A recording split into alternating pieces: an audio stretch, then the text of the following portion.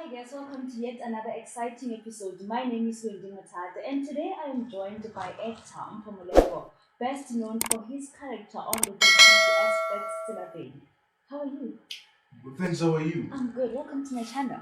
Thank you for inviting me. How have you been with this COVID-19 lockdown and everything? I've been locked down. Yeah. Sure, it hasn't been easy. This COVID-19 thing. Things have been difficult. Yeah. We've had to learn new ways of doing things. As an actor who performs on stage, I do a lot of corporate and industrial theater. Yeah. I can't be on stage with this COVID thing. No theater is running at the moment. Yeah. So we've all had to go digital. And I actually saw, maybe you have seen it in the news also, people who are involved in theatre like yourself, some of them have been actually protesting, like, can we just have 70% capacity of people? Yeah, but this was in KZN, the musicians in KZN. Oh, okay. I saw that, yes, I did see that. But who is Mpho Molepo? Yo, Mpho Molepo is a boy from Diepkloof. Born in Diepkloof, raised in Diepkloof. I'm born into an artistic family. Dad is an actor, musician, writer, director. And my mom, educator, and my sister, educator. So I followed dad's line and then she followed mom's line. Yeah. Is there anyone who followed mom's side from your family? And my sister. Oh, your sister. You just said your sister. Yes, yeah. My sister followed my mom's side and then I followed dad's side. But I try and put the two together in my work. Yeah, in your work. Yeah. So how has it been? Have you ever worked with your father? Too many times. We've worked together. We've shared the stage. He's directed me. I've produced his work. Yeah. So we've been working together. Is it challenging though to work with him? I mean, he's a veteran. He is. It's always challenging because you always have to prove yourself. And he always doesn't want to associate himself with mediocrity. Yeah. So I've got to bring in my A game when I work with him. Yeah, and I look at him on Skim Sam. Now when you're talking about he doesn't like mediocrity, I like literally that character now explains what you are talking about. He's a strict man, very strict. Does he ever get to a point where he's like, man, Mpho, no, I don't like that. Maybe the way you did a certain scene or what? He's my best critic. I always listen to his criticism. He's my best. Even on stage, when he's directing me, as an actor, when you're on stage, we get vulnerable. You're putting yourself out there. And I always rely on him for honest opinion. And also, are there any interesting moments that you can share with us with regards to probably the work that you have done with him? Yeah, there's a play that he wrote on albinism. We've been running it for about 8 years, except for this year. Yeah. And it's been a struggle to produce the work. But I must say, in all the works that we've done so far, this project has been a success. Yeah, it's a piece on albinism titled Mama, I Want the Black That You Are. Why specifically albinism? He's always wanted to write about albinism because this thing has been troubling him since the 90s. Yeah. There was a girl in Soweto who was always alone, not playing with anyone, because people didn't accept her the way she was. And that was bugging him and he had to pen this play. Yeah. No, I do understand. How long have you been in the industry? Well, I've been in the industry since mid-90s, I would say 95, 96. I've been acting, community theater. But I've started doing, what we called dubbing then. What is that? Where you see a white person on TV speaking Sepedi or that was us. And this was in the late 80s when I did what that. do you call it? Dubbing, it was called dubbing. Okay. So I started my career doing that. Would you teach maybe those white people to speak the language, or did they learn it? No. They recorded the project as is. But now they would bring the project to the studio for us to change the language. Oh, okay. Yeah. Okay. Yeah. That is why you would find the same project was playing in isiZulu, yeah.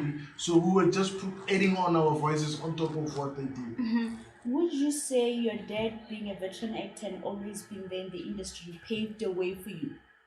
Definitely. I wouldn't be in the arts if it wasn't for him. He introduced me into the theater space when I was very young. Yeah. I think I was 3 years old. Every time I watch, there's a program that I recently found at home, and I always remember that play. He was wearing a dress in that piece, and when I looked at the program, I was 3 years old, and so I grew up in the theater. I've watched almost everything that he was in, and it's been a lot of plays. Are you ever compared to him?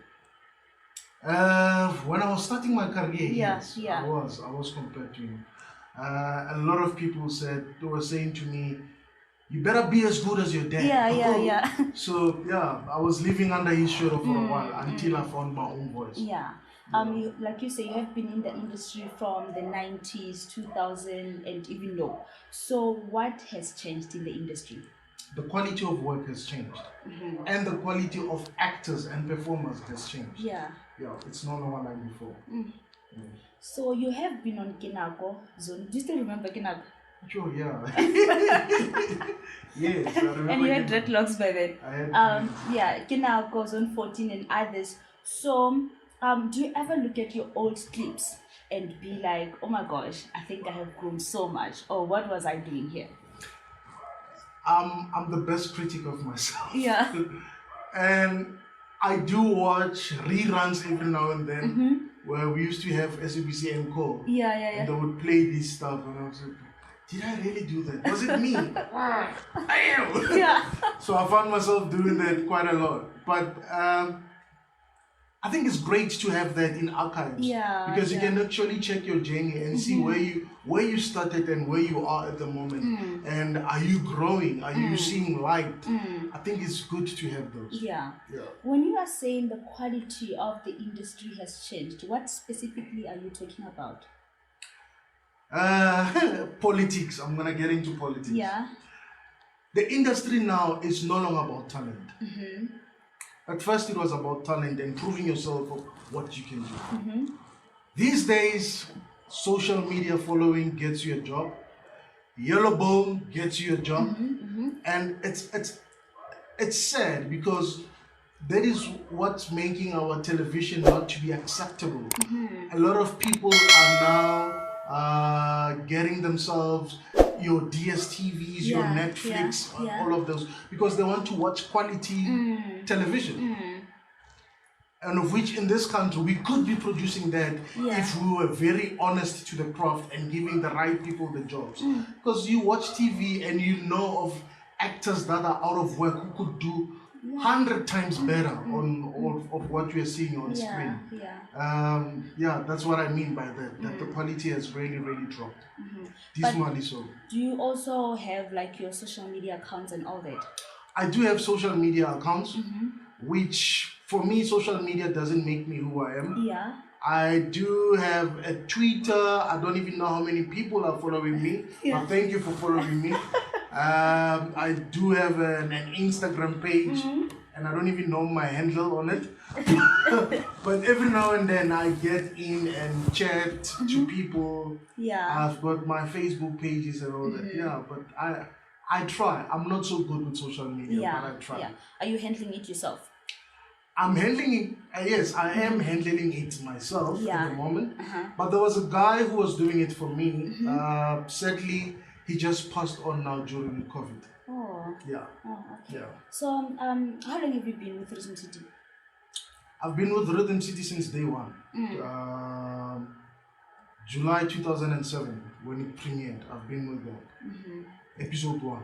From episode 1? From episode 1. Yeah, and that was like a long time ago. So what are some of the challenges or some of the interesting moments of portraying Fats? I love playing Fats. 1. Fats does not succeed in anything. That's what I like about him. Because once you succeed, you reach your ceiling quickly as a character. The writers don't know what to do with you anymore, you know. But for Fats is a hustler.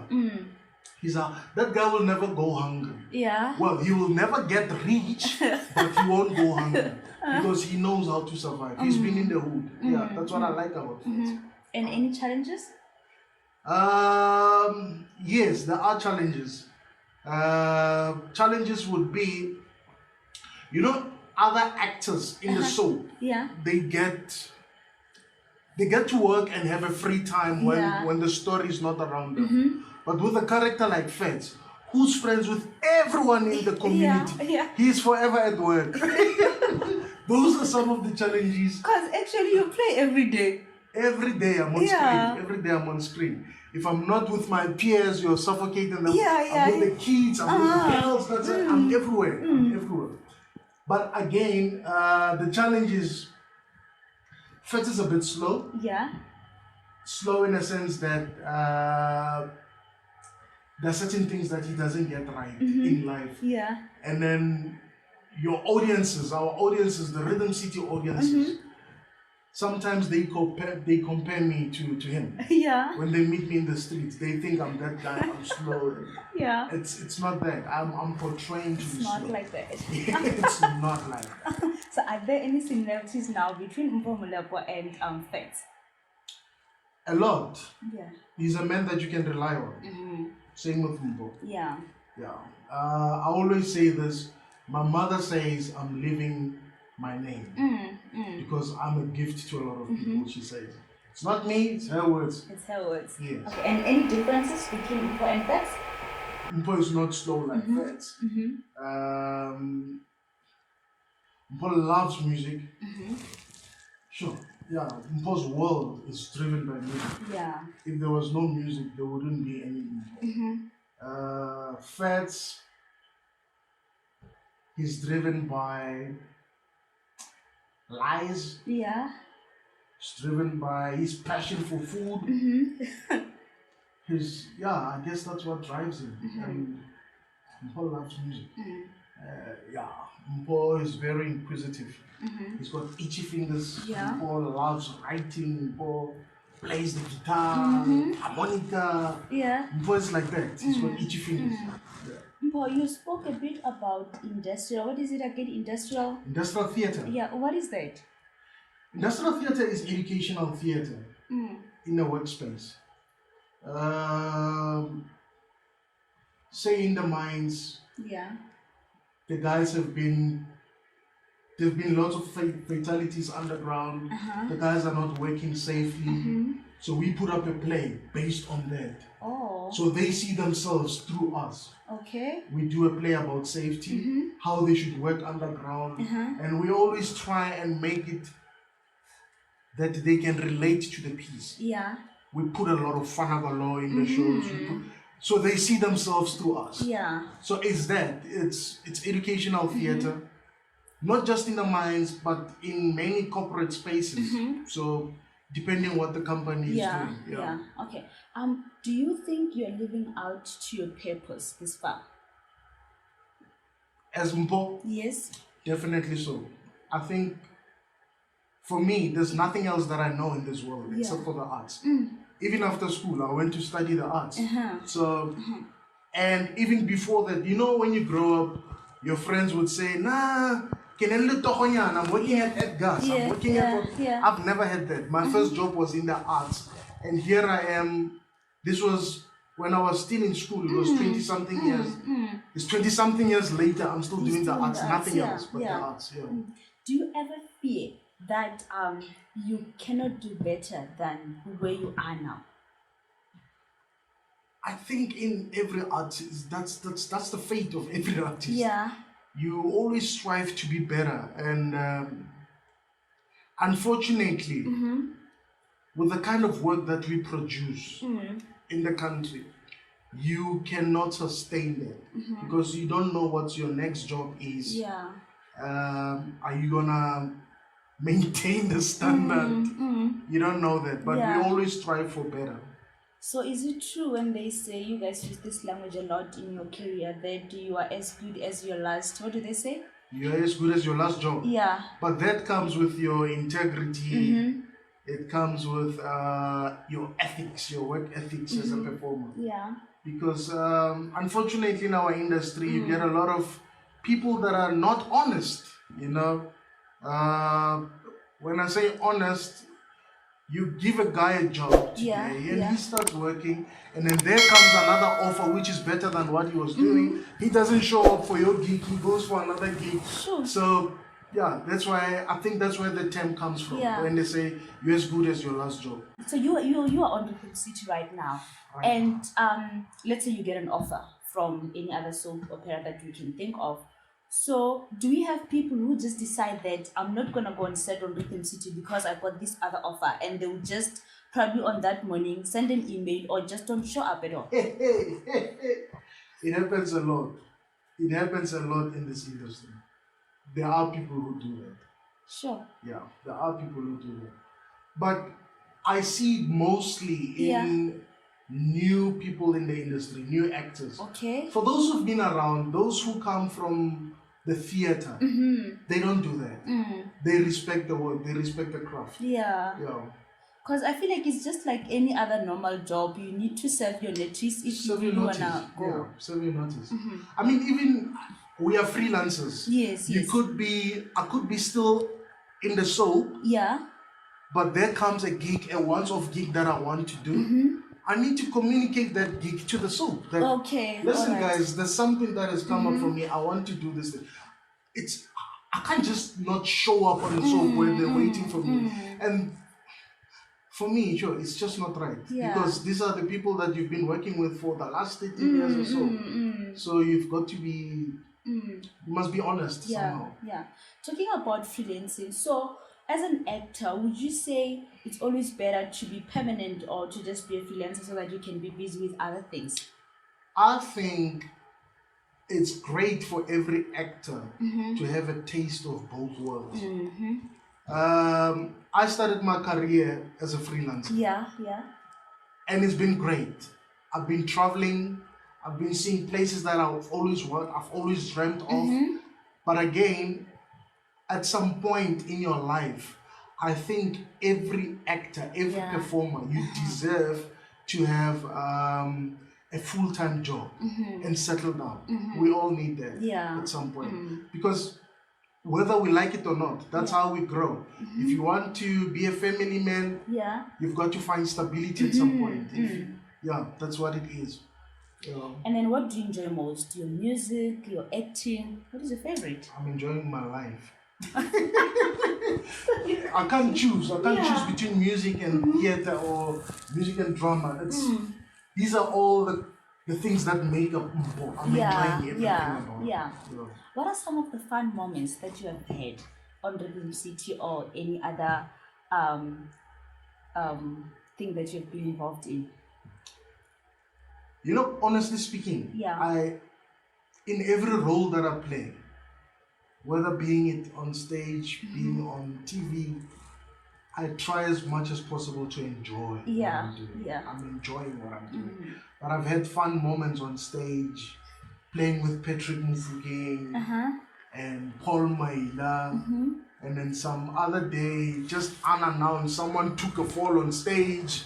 So we had a good laugh about it. I once took a fall on TV while we were shooting Rhythm City. And I was a joke of the month, I would say. Because every time I go around to set, on the monitors, they will be playing that scene of me falling. So when you get in, you'll find it there. It's always on screen. Like, even if you missed it while we were doing it on TV, you'll see it's always on screen. They would say, but this didn't show on TV. This was just an in-thing, in-house thing. So did you stop the shoot and you started laughing and all that? We all had a good laugh. We all had a good laugh.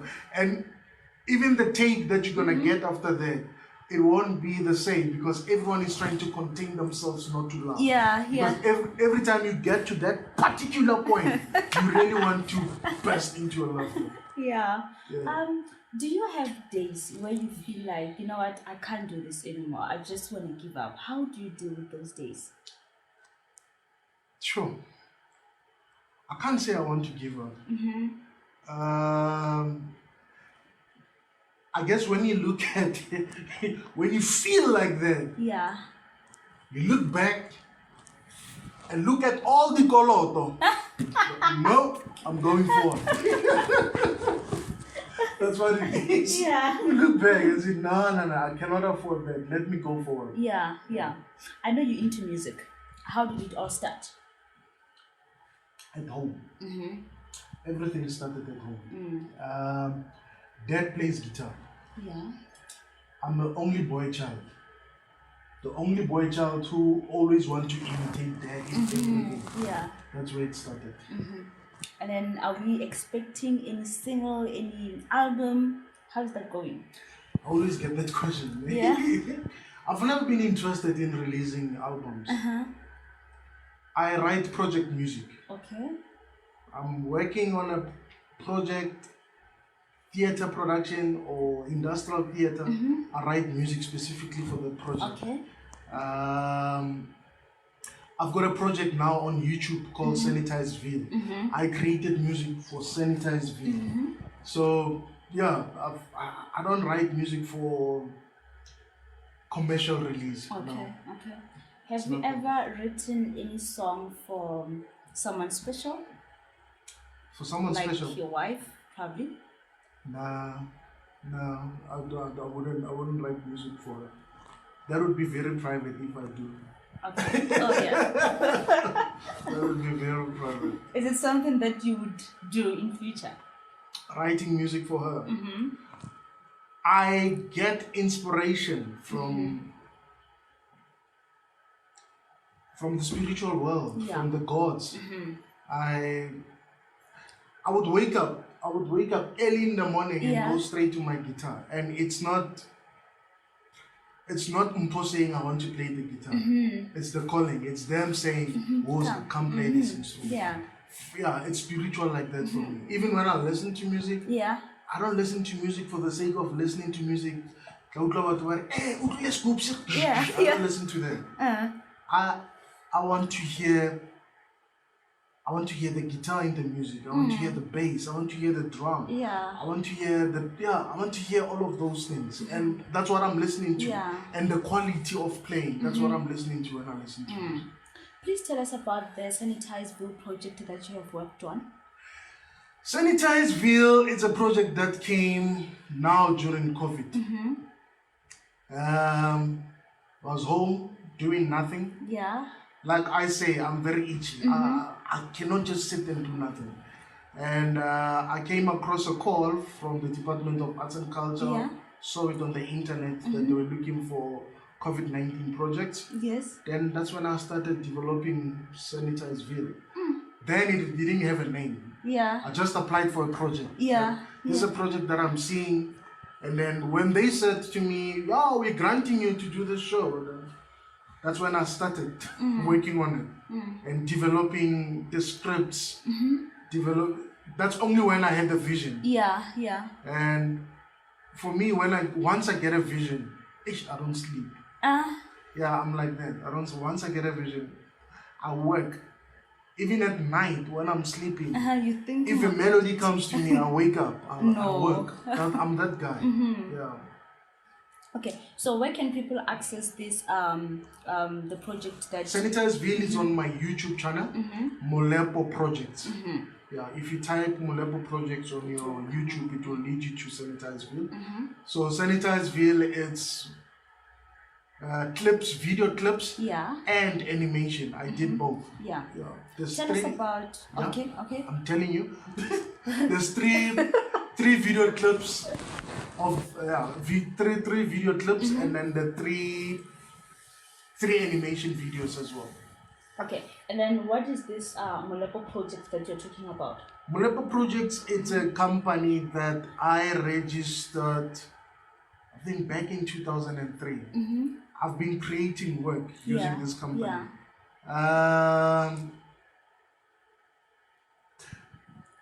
Like I say that I've always got itchy. I cannot just sit and wait for someone to give me a job. I create my own work. So I had to register a company back then. Even my agent, she just passed on now, sadly. May her soul rest in peace. Munin Lee. Oh, yes. When I had a meeting with Munin back then, over 20 years ago, She was saying to me, Mpho, if you want to make it in this industry, never wait for anyone. Create your own. Yeah. And I've been living by that. Yeah. Talking about agent, what is the importance of having an agent as an actor?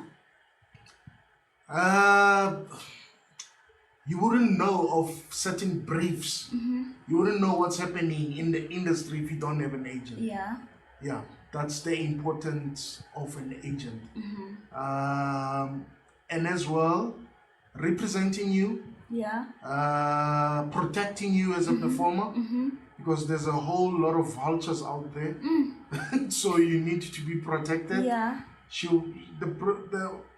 Your agent must help you with reading your contracts, so that when you sign something, you know exactly what you're signing for. Yeah. So I know a lot of artists do not read their contracts because we get so excited about the new job, new project, and there's a new character. You want to go research the character. You don't even read what's in the contract. But if you've got someone looking out there for your best interest, that would be your agent.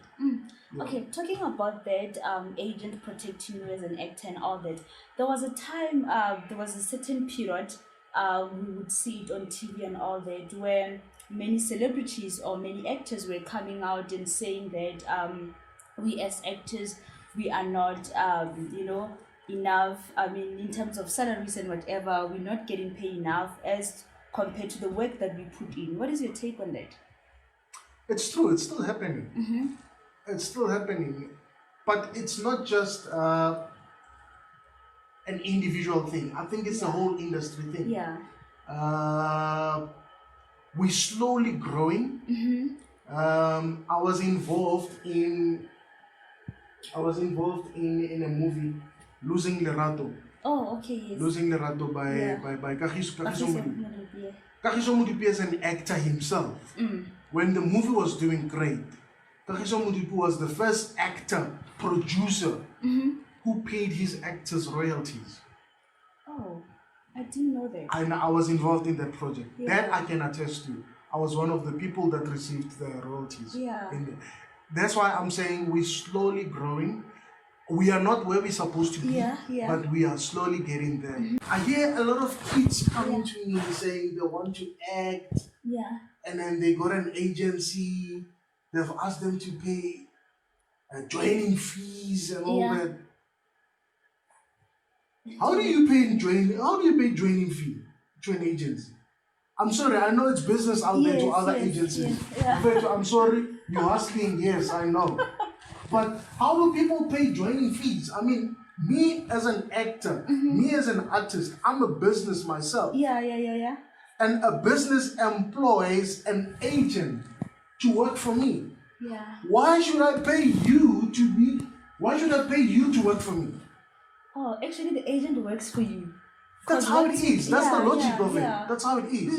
The agent goes out there and finds you work. Yeah. But who is the talent? It's you. Exactly. You're the one bringing in, you're the one, bringing money. They bring in the account, you do the work. That's how it's supposed to be. Yeah. So there's still a lot of exploitation out there. But I'll tell you where this exploitation comes from. People do not want to train to be in this business. They just want the fame. Okay. That's the problem. But if you go and train, you would know exactly what to do. Sure. Agencies. Yeah. They go to these drama schools to look for people. Actors do not go and search for agencies. That's how I know it. That's how it works. You will be found in the theater as a performer. Yeah. I guess. Well, that was my journey. I was found in the theater. I didn't go out searching for work, for TV roles and stuff like that. The problem here is people want to be famous, and fame. Yeah, fame. Fame will bite you. Do you ever get messages probably on your social media and all that of young kids who are like, I want you to mentor me, this is what I want to do, blah, blah, blah. On daily basis it comes. On daily basis it comes. And my answer is always the same. Read. Go to school. Study the craft. It's not just about being famous. There's an actor who passed on. He was my mentor, Yeah. He always said, actors of today, they want to come in today and become rich and famous yesterday. Yesterday. which is a problem. Yeah. Yeah. Yeah. Walk the journey. Walk the journey. I have a few questions here. Fun few questions. Okay. That I want to ask you. There are only 5. Okay. 5, Yeah. and it's supposed to be fun. Yeah. Should we By the increase that? by the time I enjoy it, it will be over. Okay, I'll add Let's some. go. Do you sing in the shower? A lot, every day. And what's your favorite meal? My favorite meal. I'm a very traditional man. Yeah. I still love my mohodu. I still love ledombolo. I still love what do you call it, molepo? Yeah. Yeah, that chicken called molepo. Yeah. That's So me. do you have that favorite meal, like maybe back from home and whatever, that you Yes. still love to this day? Yes. Which one is that? Pop, spinach, and chicken.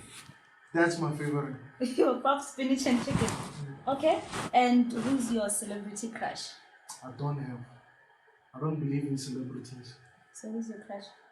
My wife is my crush. Okay. What's your greatest fear?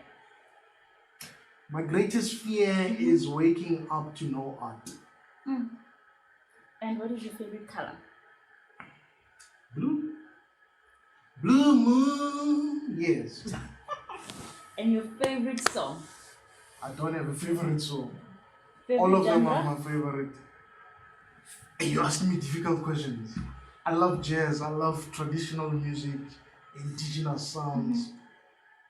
I love music. What is that one that you're playing now when we got here? Is it indigenous or what? It's indigenous. When you walked in, I was playing Ali Farkature from Mali. Yeah. Yes. Yeah, I don't know the person. And what's your favorite movie? It will always be Mapanzul. Okay. Mapanzula will always be my favorite movie. Were you part of the movie? I was not part of my movie. I was not part of the movie, but my dad was part of the movie then. Okay. I think it was filmed about 88, 87, 88. Oh no, that's a long And time it had lots and lots of talented actors in this country that we've ever seen. It's sad that those people are not celebrated. It's so sad. We look at them today, we say, yeah. And some of them even forgot their names. Forgot their names, and they still want to contribute, and they still can. Yeah. They still can. I only wish that we could employ old actors more. Yeah. And is there anything that you want to add? Yeah. Bye bye. No, guys. He's kidding. But don't do that. That's what I'm ready. Firstly, please, how can we get hold of you and on social media and all those kind of things, especially with Molepo projects? I've got a page on Facebook. It's called Molepo Theatre Projects. Another page is Nkhoya Meti. It's got all the works that I'm doing. And I've got a personal page, Mpho Molepo. Yeah. They're all on Facebook. And on Instagram, I think it's Molepo M or M Molepo. Somewhere there. Okay. Just type my name. Even on Twitter. Somewhere there. Yeah. There. Start with a surname. It will lead you somewhere. Talking about starting with the same name, do you know there is this guy, I think he plays on Generations. You guys share the same name. We share the same name and same name. Yeah. Same agency at some point. Okay. Are you guys related? Well, all Molepo people are related. We met in the industry. Yeah. But I've known Mpho for a long time. When he was still a student at the Market Theatre, I think on 94. I've known Mpho since then. No, it's been long. But my dad told me that there's another Mpho Molepo acting, and that was him. Oh, okay. All right. Okay. My dad knew him before me. Yeah. Thank you so much for making time for us. It was really amazing to have you on our show. Guys, this is the end of our video. Please make sure that you subscribe and don't forget the bell for notifications. Bye, guys.